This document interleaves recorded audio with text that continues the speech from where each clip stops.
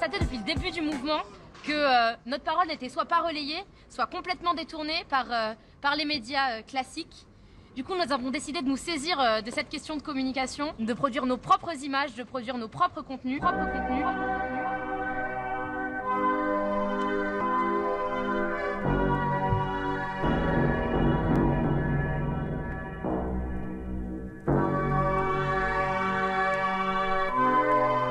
Pour que l'université reste ouverte pendant le blocus et pendant l'occupation, on organise des cours alternatifs, des conférences.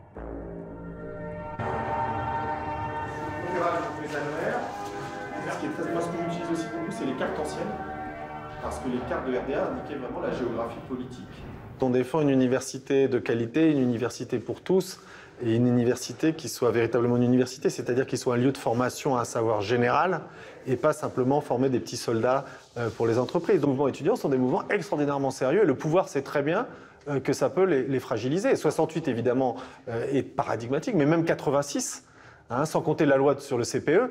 Donc il y a énormément de mouvements étudiants qui ont été pris très au sérieux, qui ont d'ailleurs retourné les situations. Est-ce qu'il y a un parfum un peu de mai 68 ici ou pas du tout? Je ne sais pas si vous avez vu ce qu'il y a écrit juste dehors, sur la droite. Non. Il y a écrit « Fuck 68, fight now ». Donc en gros, l'idée, c'est de dire que... Vous vous désolidarisez de 68? En fait, c'est de la provocation.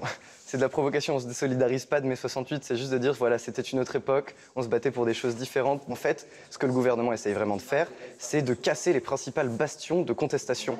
Et une fois qu'il les aura cassés, il aura le champ libre pour faire tout ce qu'il veut. Donc il s'attaque à qui? Aux cheminots, aux étudiants, aux enseignants.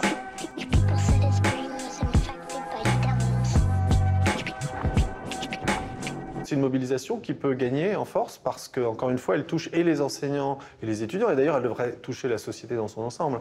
Parce que les parents qui vont avoir des étudiants qui auront à choisir ou à être retoqués selon des critères de sélection qui étaient totalement inhabituels dans l'université française doivent se mobiliser aussi. Il y a une mobilisation aussi pour Nanterre, je crois. Et il y a aussi une manifestation à la Sorbonne. Ouais, donc ça explique aussi le fait qu'il y ait moins de monde aujourd'hui ici. Les jours où les grilles ne sont pas fermées, tous les amphis sont pleins tout le temps.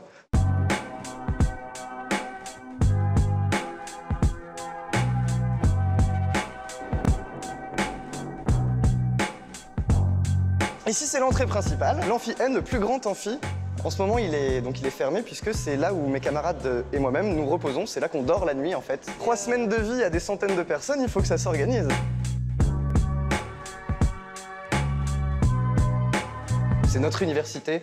On n'a pas envie qu'elle se retrouve en ruine. Si on ouvre les étages, on a vraiment peur qu'il y ait des dégradations. On continue la visite. Voir un peu à quoi ça ressemble maintenant, la commune libre de Tolbiac. Alors, je vais vous faire passer par les toilettes transformées en salle de bain, donc. Chacun a sa brosse à dents. Chacun a sa brosse à dents. Donc là, on a un point vaisselle. On fonctionne en auto-wash. C'est chacune fait sa vaisselle. Voilà. Là, on pénètre dans la cuisine. Au niveau de la nourriture, on a plusieurs sources. Par le financement de la caisse de grève, c'est-à-dire qu'à chaque assemblée générale, on fait passer une caisse de grève. C'est les étudiants de Paris 1 qui mettent des pièces, quoi. On reçoit des dons aussi d'habitants du quartier. Le mouvement, il est fait pour tenir, de toute manière. Le mouvement est fait pour tenir. On n'a pas l'intention de bouger.